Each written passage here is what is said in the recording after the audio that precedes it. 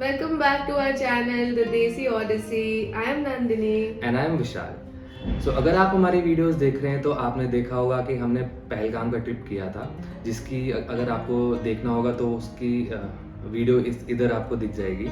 But हमने पहलगाम की trip को दो पार्ट्स में डिवाइड किया था. पहलगाम डे 1 जहाँ पे हम बेताब वैली और पहलगाम के हमने जहाँ पे गार्डन देखे थे, और डे 2 में हमने कुछ कुछ जगहें देखी हैं जो यूजुअली टूरिस्ट नहीं देखते.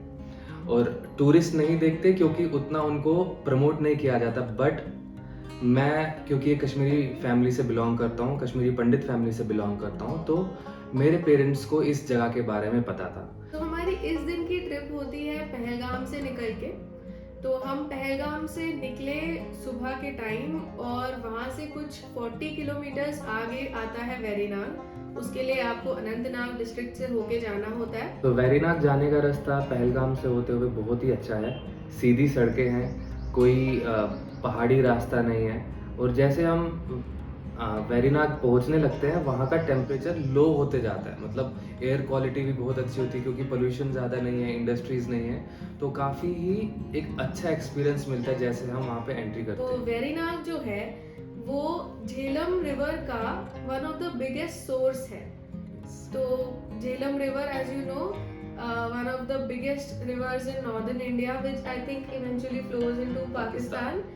So कश्मीर से ही वो निकलती है और वो उसका बिगेस्ट सोर्स है.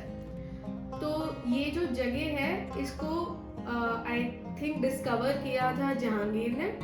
जब वो कश्मीर आते थे तो उन्होंने देखा वहाँ पे कि वहाँ पे बहुत सारे पानी निकल रहा है जगह जगह से, हिल्स के नीचे से वाटर इज कमिंग आउट. तो ही डिसाइडेड दैट मैं इसको और ब्यूटीफाई करूंगा और इसको एक शेप दूंगा. तो उन्होंने एक ऑक्टागोनल शेप का पॉन्ड बनाया जिसके अंदर वाटर ये जो आ रहा था डिफरेंट डिफरेंट जगह से निकल के वो अक्यूमुलेट होता है और देन वो आगे की तरफ बहता है एंड इवेंचुअली वो झेलम नदी में जाता है. तो जैसे नंदिनी बता रही थी आपको उसके फैक्ट्स, वैसे मैं आपको अब इसकी डिस्क्रिप्शन जितना मैं बयान कर सकता हूँ वो मैं बताना चाहूँगा. तो जैसे ही हम एंटर करते हैं वेरीनाग के गार्डन में और उस वाटर सोर्स को हम देखते हैं, मतलब I can not tell in simple words. आप जब वहाँ घुसेंगे आप देखेंगे कि ऊपर पाइन के ट्रीज हैं और बिल्कुल उन ट्रीज के बीच में एक बोल स्ट्रक्चर है जहाँ पे वाटर का सोर्स है. तो ऐसा लगता है जैसे खुद, मतलब if there is a god he had done it purposely, कि वहाँ पे इतना सुंदर वो लगता है. अगेन आगे उसकी उसकी एक वैल्यू को देखते हुए ही मुगल एम्परर्स ने आके उसके सामने गार्डन बना दिया. And it's just so mesmerising. Garden और उसका वाटर सोर्स का मिक्सचर बहुत ही सुंदर लगता है. And it is blue. It is so blue.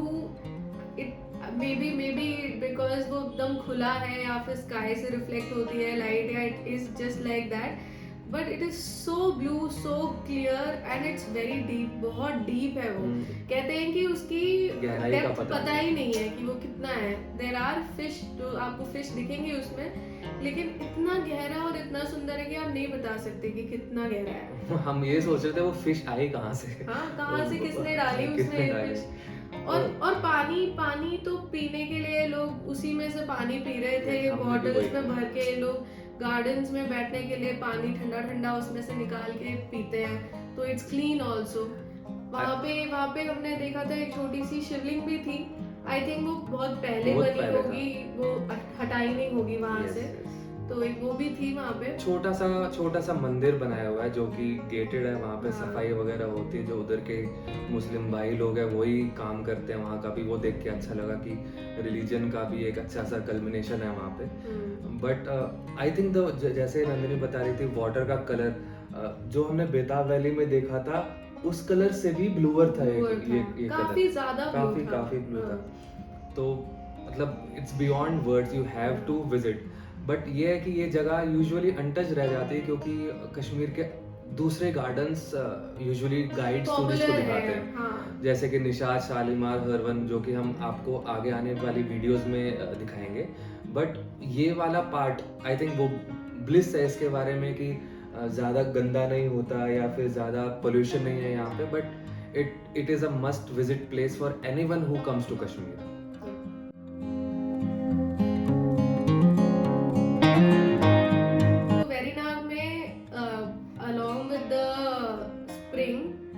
Eternal spring, वहाँ पे गार्डन्स भी हैं, जैसे विशाल ने बोला कि मुगल एम्प्रेस ने वहाँ पे गार्डन्स ही बनाए हैं। तो लोग वहाँ पे mostly local, you will not see, ज़्यादा टूरिस्ट नहीं दिखेंगे आपको वहाँ पे। लोकल लोग आते हैं और वो वहीं, जैसे कश्मीर का कल्चर है, वहाँ पे वीकेंड्स पे आते हैं लोग, खाना बनाते हैं और खाते हैं, हम पिकनिक करते हैं। तो हमने भी वही किया, हम भी अपना खाना लेके गए थे, रॉ मटेरियल लेके गए थे।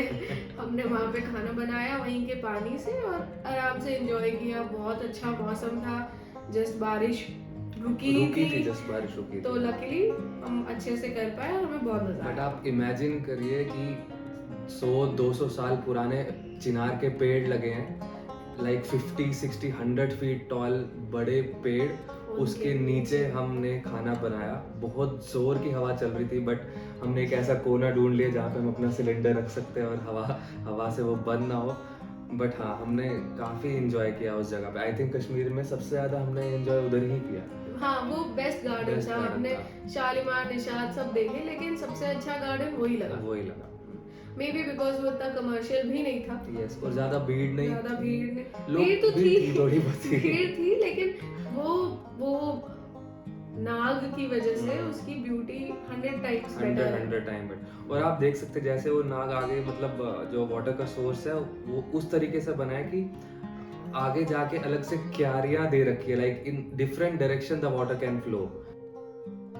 वेरीनाग के बाद हम गए अनंतनाग डिस्ट्रिक्ट में ही एक मंदिर है जिसका नाम है मटन।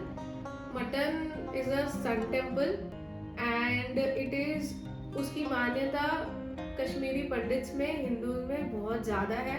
वो बहुत बड़ी पिलग्रिमेज है for Kashmiri Hindus, as well as Sikhs also.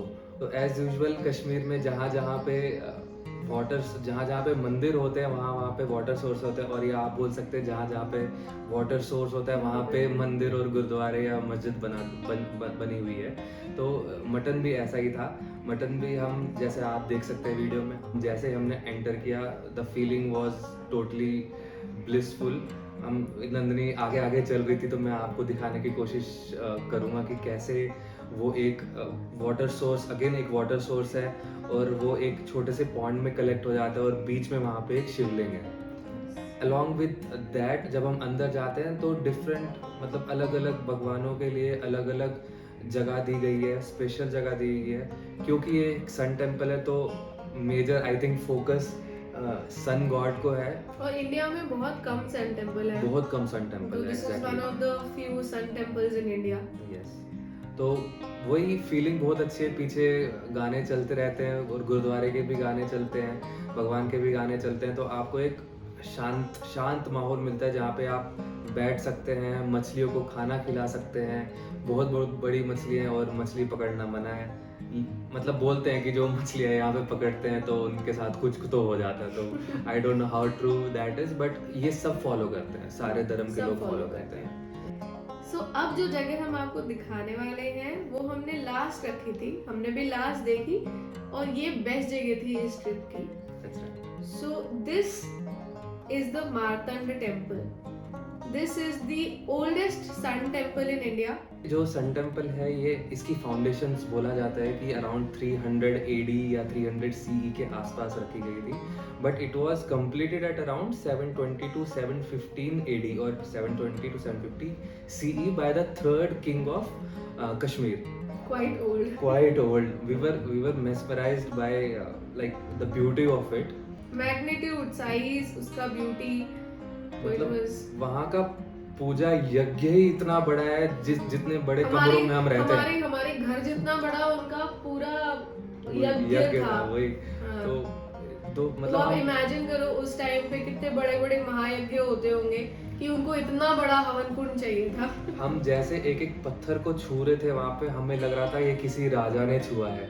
यहाँ पे कोई तो, मतलब देव जी भी वहाँ पे आए थे, तो मतलब आप वहाँ पे जाके हिस्ट्री को टच कर सकते हो, एकदम इतनी पुरानी हिस्ट्री को टच कर सकते हो। ये विजिट आई थिंक मैंने बहुत बचपन में देखी थी, बट मेरे को याद कुछ नहीं था जो देखा था, बट इस बार मैंने तो इसको देखा था, शायद और लोगों ने भी देखा होगा। हैदर मूवी में एक सॉन्ग था, कंट्रोवर्शियल सॉन्ग था काफी।